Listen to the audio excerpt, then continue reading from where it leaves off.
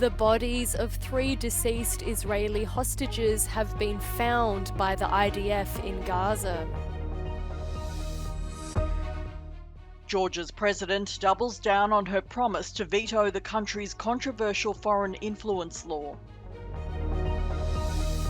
Russia's armed forces are incapable of any major advance, according to NATO's top military officer. Slovak PM Robert Fico remains in a serious but stable condition as police search the house of his alleged shooter. The Israeli army found the body of 3 Israeli hostages in Gaza. One of the victims is Shani Luke, a German-Israeli artist abducted by Hamas on October 7 at the Tribe of Nova Music Festival. The 3 hostages were reportedly killed after being brought to Gaza, an Israeli army spokesman said. We will leave no stone unturned. We will do everything in our power to find our hostages and bring them home. We will not rest until we do. In southern Gaza, Israel is also continuing its offensive on Rafah, which it considers a Hamas stronghold. Meanwhile, the first delivery of aid in Gaza via the U.S.-built temporary port was conducted.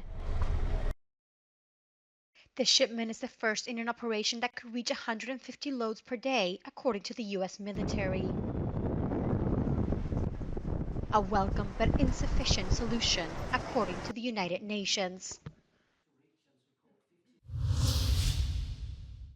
Days after it was passed by the parliament, Georgia's president has told Euronews she'll veto the controversial foreign influence bill. Its approval puts Georgia's bid to join the EU in jeopardy. Donc cette loi va passer, le veto va être surpassé, ou elle va être modifiée de façon marginale et sans intérêt. Donc l'important aujourd'hui, c'est d'aller vers les élections. The ruling party says the law will promote transparency and national sovereignty. Riot police have been brought in to break up protests against it. Ce sont des brutalités qui ne sont pas le fait de la police, qui se comporte comme n'importe quelle police, dans n'importe quelle...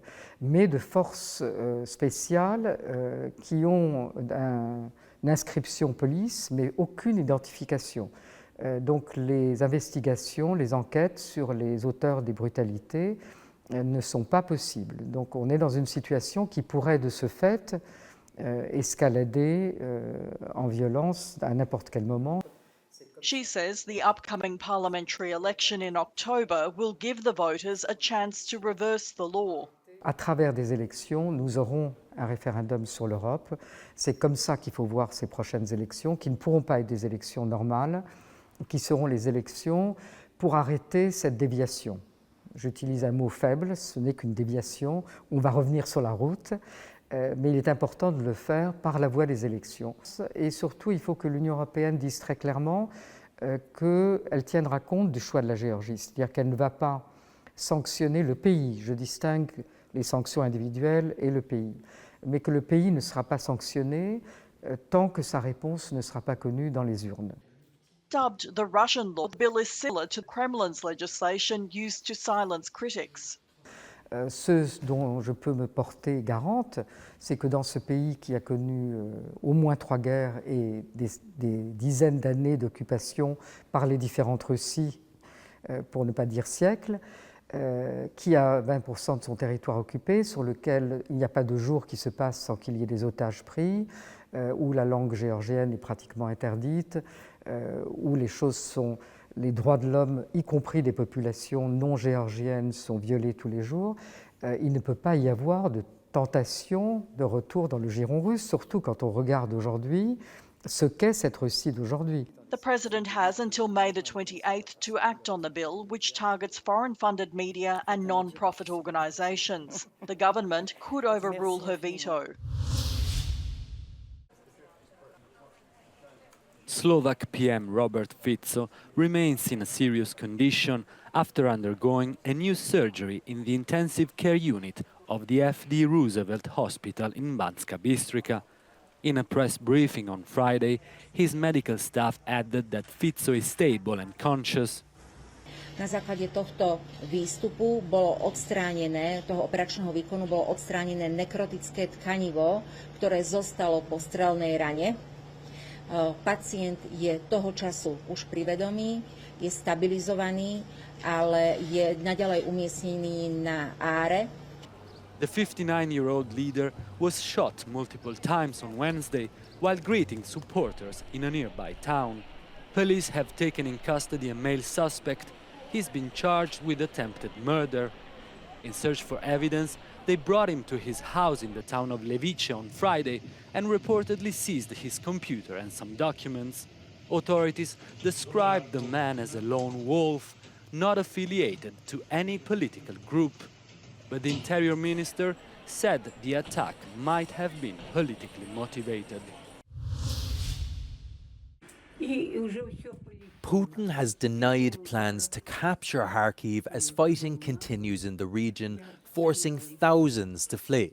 He said Moscow launched attacks in Kharkiv in response to Ukrainian shelling of Russia. Что касается того, что происходит на Харьковском направлении, это тоже их вина, потому что они обстреливали и продолжают, к сожалению, обстреливать жилые кварталы приграничной территории, включая Белгород.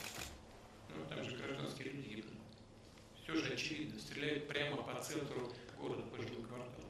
И я говорил публично, что если это будет продолжаться, мы вынуждены будем создать зону безопасности, санитарную зону. Вот мы это и делаем. Что касается Харькова, то таких планов на сегодняшний день.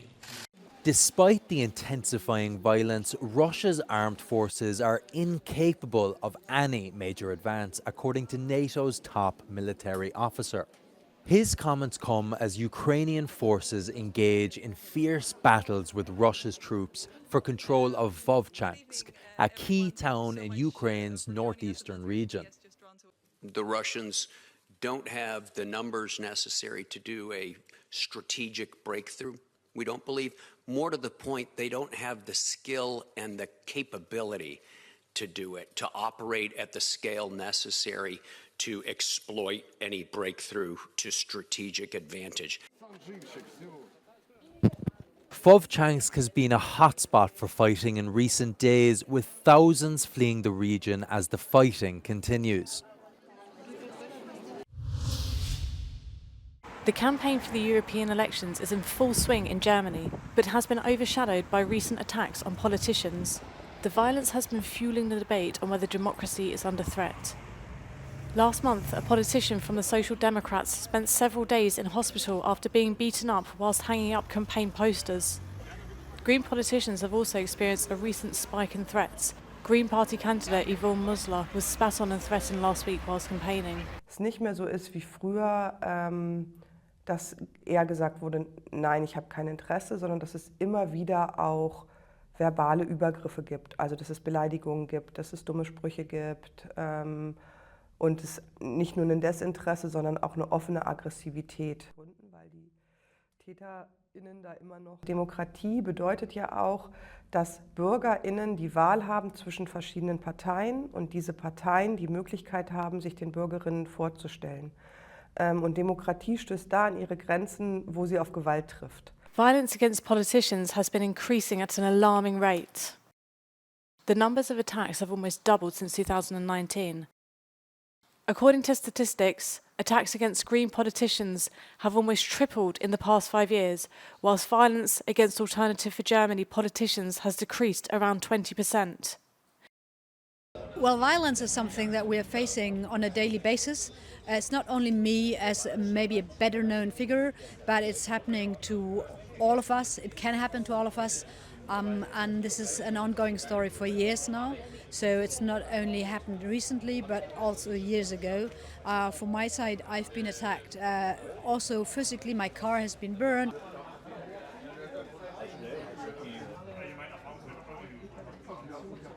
Politicians are calling for quicker convictions in those cases. Most of these perpetrators are still at large and may only be convicted after the campaign is over. Liv Stroud in Berlin for Euronews.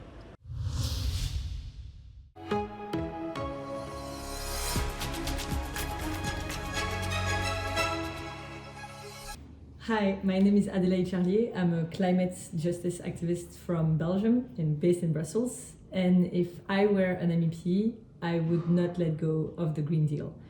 I would actually fight for it to be more systemic, more holistic, and most importantly, I would not make the Green Deal about climate. I would make it about a European vision. I would include citizens, so for example, include the recommendations of the Conference of the Future of Europe, and making sure that we take into account citizens when we put so much effort in actually organizing ourselves to include them.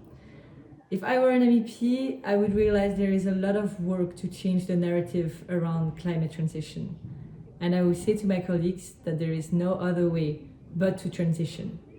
Because change is coming, and it's either we organize it, or we suffer from it.